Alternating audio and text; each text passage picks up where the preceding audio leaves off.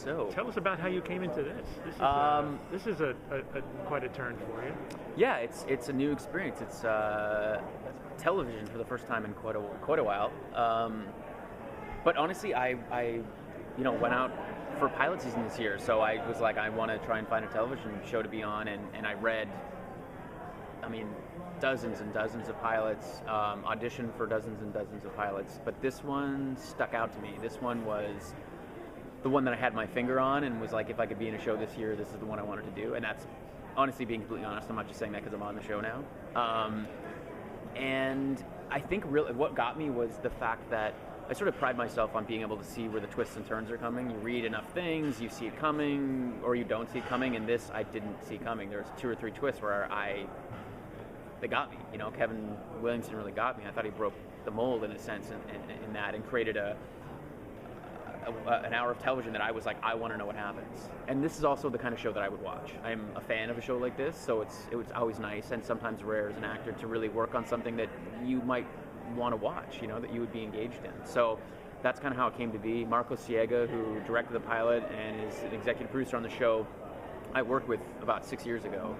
And we've kept in contact, so it was really just one of those things. It came up, and his name was on it, and Kevin Williamson, and Kevin Bacon, and James, and I was like, wow, this has got a great pedigree, and I'm just lucky to be a part of it. So your character is something of a fanboy. Oh, yeah. So, we were just actually talking about cults, and like how deep does he go into this, and knowing about this character? Well, I think Mike Weston, who's the character I play, he's a junior field agent. So by all rights, I don't think he should be on this case. I think it's a little over his head. Not that he's not capable, it's really one of his first cases, and it's one of the biggest cases that are out there.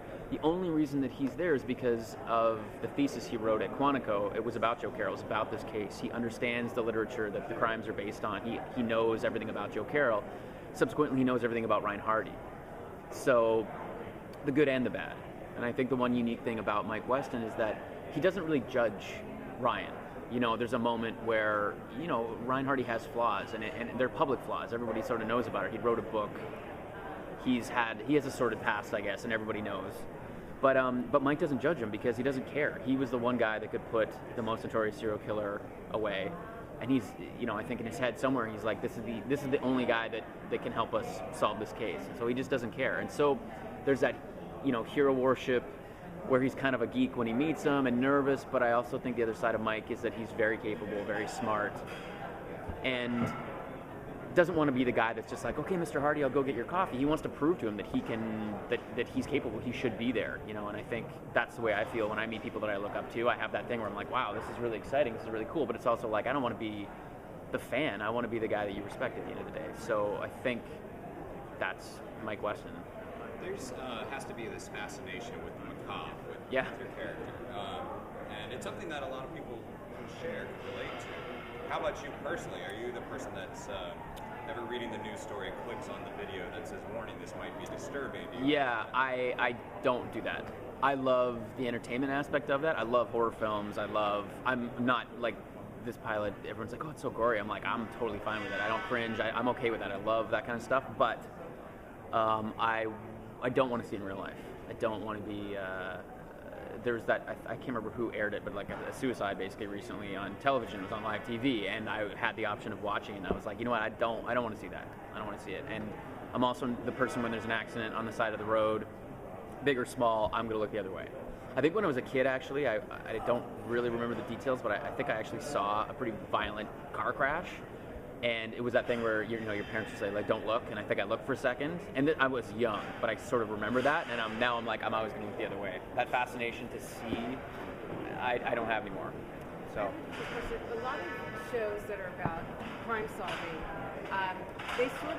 they sort of write the younger partner in a police partnership as the one who's like more tech savvy, more into like the forensic technology that goes on, whereas the older partner is more in school. Right. What kind of dynamic would you describe, like in terms of the investigation procedures that happen between you and Kevin's character?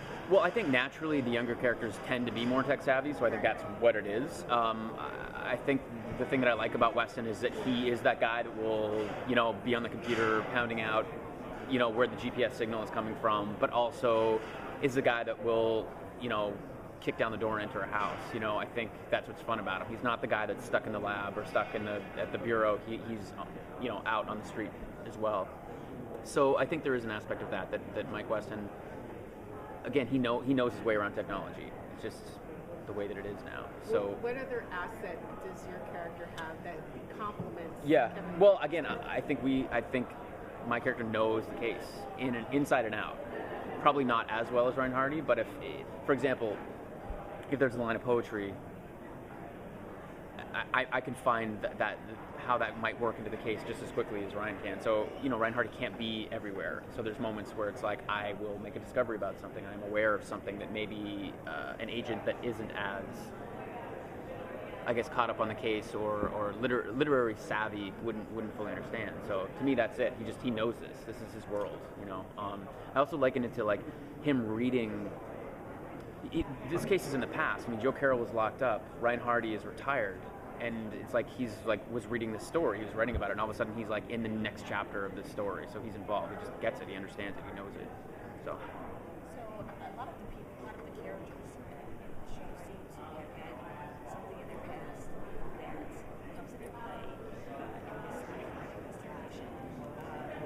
And you just spoke about this is something in your past that yeah. Is how you if there's something in your character's past that we get to find out about. You know, nothing that won't be a spoiler, to be honest. But, you know, the thing about Mike, too, is that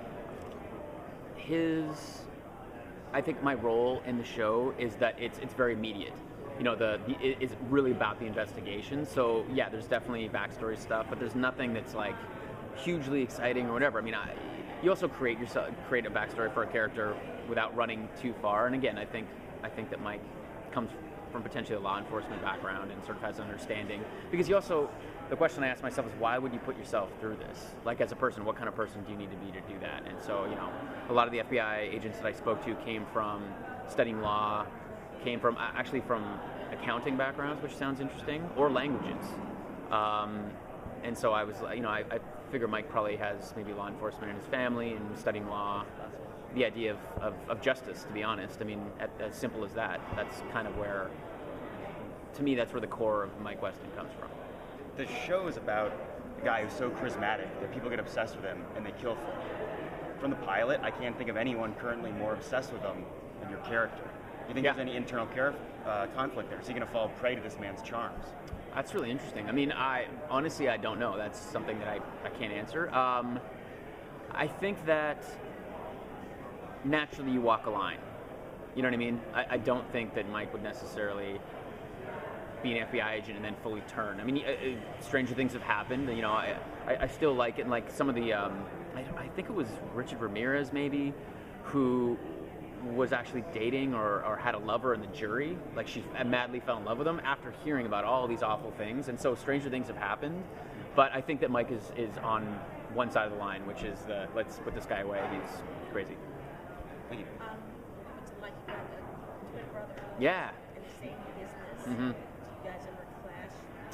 No, we used to go up against each other more. I mean, Aaron works all the time, and so, you know, honestly, if we're both working, it's hard to clash because we're both on separate projects. But every once in a while, something will come along that we both audition for, and it is what it is. I mean, as much as we look the same, we're much different actors. I think we approach characters much differently, and I think we also respond to things. There's stuff that he reads that he's like, I love this. And so clearly he's going to give a better performance because he's more passionate about it, where I'm like, yeah, I guess I'll go in for it, but I'm not feeling it. And that happens all the time. So I think our taste on projects and characters sort of automatically eliminate clashing too much. But we will definitely still audition for the same thing every once in a while. And what are your favorite horror movies? Oh, so many. I can watch The Shining pretty much anytime, any day. Love The Exorcist. Recently, I love, I'm not really into, or I'm not as scared by like slasher flicks or even monster movies and stuff like that. I love, and I'm terrified by sort of ghost stories. So even recently, like Insidious scared the crap out of me, and I watched a movie called Innkeepers that I really like. Just a good ghost, you know what I mean? Like that's the kind of stuff that scares me. Peddler in Connecticut. Yeah.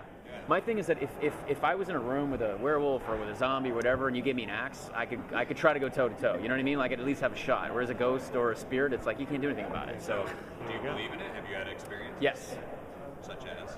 I stayed in a hotel in Romania while I was filming for about 6 weeks, and I swear, and this might sound crazy, but you asked, I'll tell you, there was like footsteps around my bed for about 6 weeks, and just little noises. I didn't see anything, I didn't feel anything, it wasn't like that, but I just was like, and people were like, oh, maybe someone's walking around downstairs. No, I mean, like, if I'm sitting here, there was somebody walking around my bed. I mean, it's clear as day.